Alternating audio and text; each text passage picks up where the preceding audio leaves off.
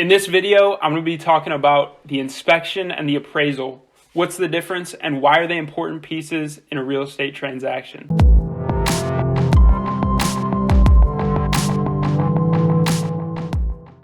What's going on, guys? My name's Alex Dargay, realtor with eXp Realty and the Affinity Group, helping people buy, sell, and invest in Cleveland, Ohio, and surrounding areas.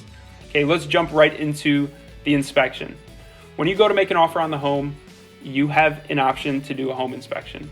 Highly recommended. It's very rare not to do a home inspection unless, of course, it's a brand new house. Okay, usually happens within the first 7 to 10 days after you're under contract. You're gonna hire a home inspector to come out, do a thorough analysis on the home. They're gonna be looking at the ins and outs, what's working, what's not working, hazards, okay, plumbing, electrical, roof, foundation. They're gonna look at everything. Okay, it's usually going to take at least 2 to 3 hours. It's going to cost you probably $400 and up, just depending on the inspector you use and what they charge. And once you're done with the inspection, they're going to have a laundry list of issues or things that are wrong with the house. Okay, unless it's a brand new house, this is expected, right? There's going to be a list.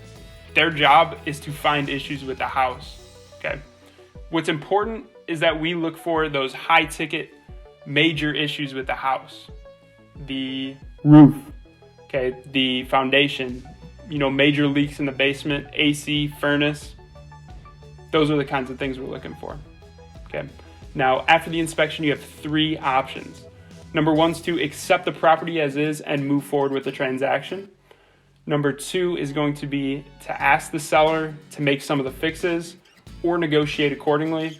And number 3 is going to be to back out of the contract completely, which most of the time I don't recommend, just because I want you to understand that if you back out of the contract, the seller's going to have to show your inspection report to future potential buyers. So they're going to see the fixes that need to be made. They're probably going to ask for them. The seller knows this, so it doesn't hurt to just ask them, while you're already in the process. Now let's talk about appraisals. Usually happen after another week or 2 after the inspection.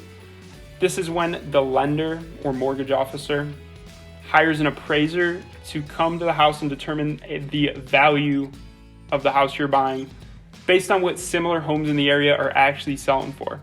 Okay, this is a third-party, unbiased opinion of the price. The mortgage company is not going to give you a loan that's more than the appraised value to protect both you and them. Okay, so if you get into a scenario where the appraised value is less than the agreed upon purchase price, okay, you guys wrote in the contract and agreed $200,000 is what you're going to pay. The appraisal comes back at $190,000. You got a couple options. Your first option is going to be for the seller to agree to decrease the purchase price to the appraisal value. Second option is for you to bring more to closing as a down payment to make up for the gap. Or you guys can negotiate anywhere and meet somewhere in the middle there. Third option is going to be just to back out of the contract. You and the seller can't agree to come to terms on anything. You guys back out. And the fourth option doesn't happen that often. It's very rare. You guys think a major issue or mistake was made in the appraisal process. You can ask for an appraisal rebuttal, which doesn't happen too often at all. Okay, so let's do a quick recap. The inspection is going to determine the condition of your home. The appraisal is going to determine the value of your home. Both occur while you're under contract, and both are typically written into the contract as contingencies. Okay, what a contingency is an acceptable reason to back out of the contract, if things aren't up to par. Okay, these contingencies have to be removed for you guys to get to that closing, exchange title and get the keys and move in. Okay, they protect you, from getting into a situation, that isn't good for you. That wraps this one up, guys. If there's anything in the world I can do for you, or if you have any questions, my DMs are open. Phone number, email are on the screen. See you on the next one.